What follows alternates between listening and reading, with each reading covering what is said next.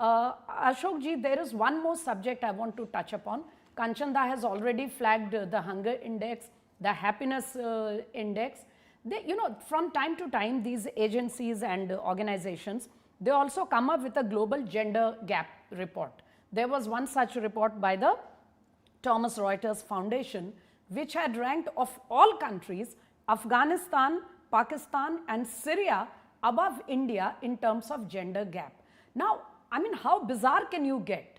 Everybody knows what is the situation in Afghanistan. I'm sorry to add, most recently, Afghanistan has gone through an unfortunate earthquake, and we have reports that the people who were working for the rescue, they refused to lift the dead bodies of the women who died in the earthquake, because apparently it is not, religiously allowed to touch dead bodies of women who are not your family members. So they left the dead bodies of women to rot.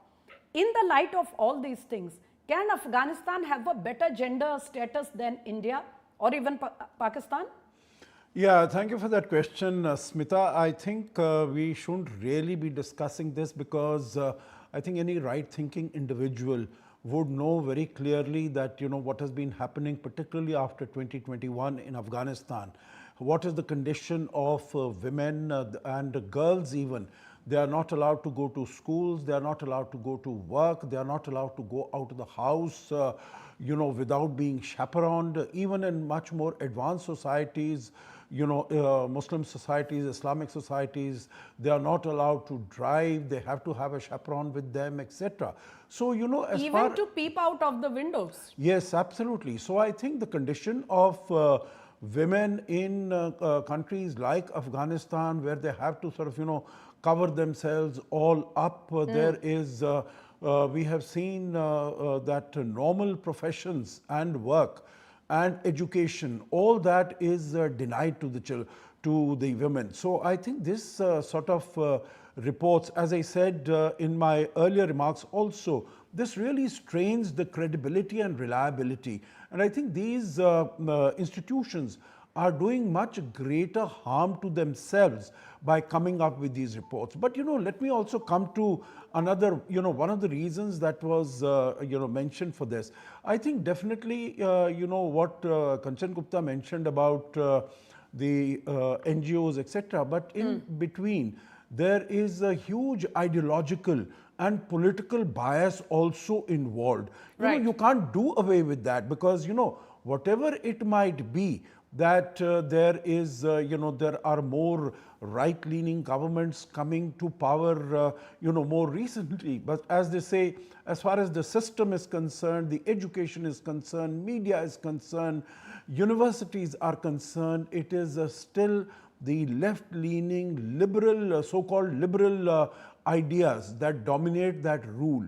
And, we've been talking about if I may add here, you must have seen in our report as well, is that the reason that ever since 2014, we have seen a very systematic, a planned kind of a downsliding of India in these rankings, whether it is Freedom House, VDEM report, the USCIRF or other such, ratings? No, absolutely. I think it is the political, thinking of those people who are working there. And, you had asked also the question, Smita, earlier, as to what could be responsible. Is it lack of due diligence? Is it? I think it is all of that. It is total, all these, the manner in which these reports are prepared are totally non-transparent. Who are the experts? What are the questions? What is it that they are getting?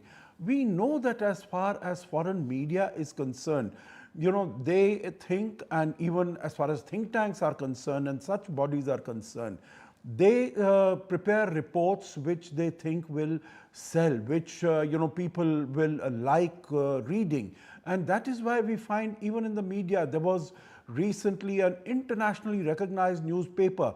It was recruiting some people in India, and they said, we want people who can very strongly be critical of the ruling dispensation and of the government. You mean the New York Times? Yeah, meaning I didn't want to mention that, but that came out in the open. Yes. So they can be so blasé about it, they can be so open about it, that we are going to write, focus on things that are against the government. So definitely, whether it is non-transparency, it is political ideology, these are definitely reasons why these reports tend to be sort of so one-sided. Just one last comment, please if I make your could point. give. Smita is on this, hunger index that we were talking about. Ever since COVID struck 2020, India has been providing, food items, food grains to about 800 million people of the country. And, there is no way that there can be sort of, hunger amongst them. It is basically... And ironically, sir, one of the reports of the Freedom House had particularly mentioned lack of social security during this government's rule as one of the reasons for downsliding India. I mean, how paradoxical is that? Indeed. But